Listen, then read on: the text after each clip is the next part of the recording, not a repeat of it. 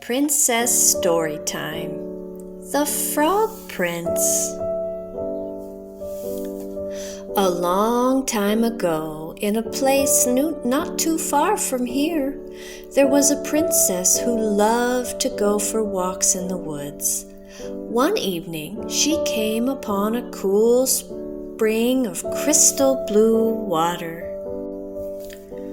She took out her golden ball and began throwing it into the air and catching it. Suddenly, she threw it too high, and it fell right into the water. The princess was upset and began to cry. "Alas, I have lost my favorite possession. I would give all my splendid jewels to have it back." And she cried.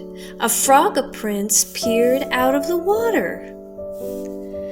"Grant me one wish, and I will retrieve it for you," said the frog.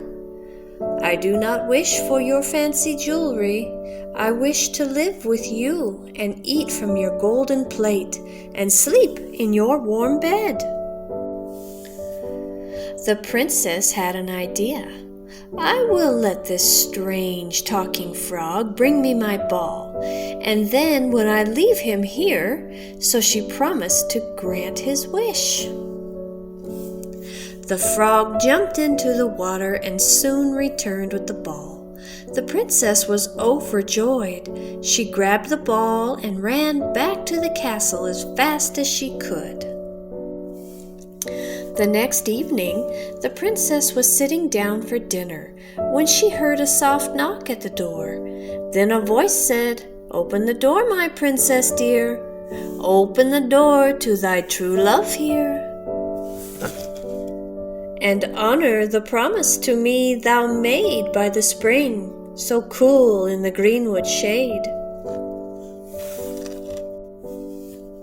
The princess ran to the door and opened it.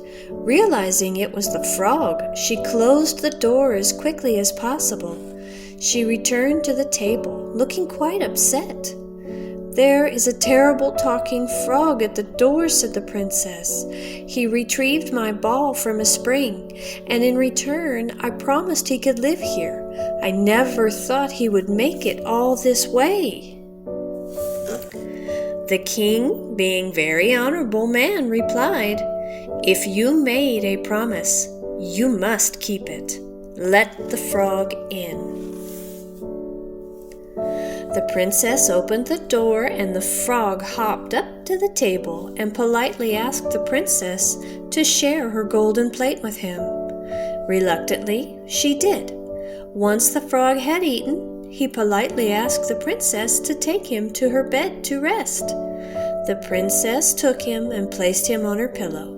There he slept all night long. At the first light, the frog awoke, hopped downstairs, and left the castle. "Oh, good," said the princess. "He is gone. I'll have to deal with him no more." But she was mistaken, for the very next night she heard the same knocking at the door. She opened the door, the frog ate his fill, and he slept upon her pillow all night long. In the morning, as the day before, he simply hopped away. Then the frog came again a third night. As she closed her eyes to sleep, the princess wondered how long she would have to endure this awful routine. But the next morning, when the princess awoke, the frog had turned into a handsome prince. He explained how a miraculous fairy had turned him into a frog, and the curse was to last until the princess let him eat from her plate and sleep in her bed for 3 nights.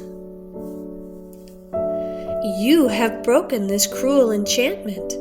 Now, my new wish is that we will return to my father's kingdom, and you will marry me," the prince proclaimed.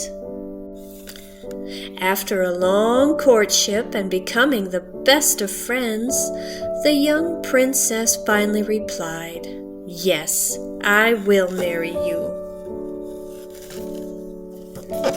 The two of them lived happily together for the rest of their days. The end.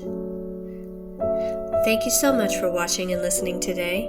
Please don't forget to give us a thumbs up, and if you subscribe, you'll never miss another story. Thanks for watching. Bye.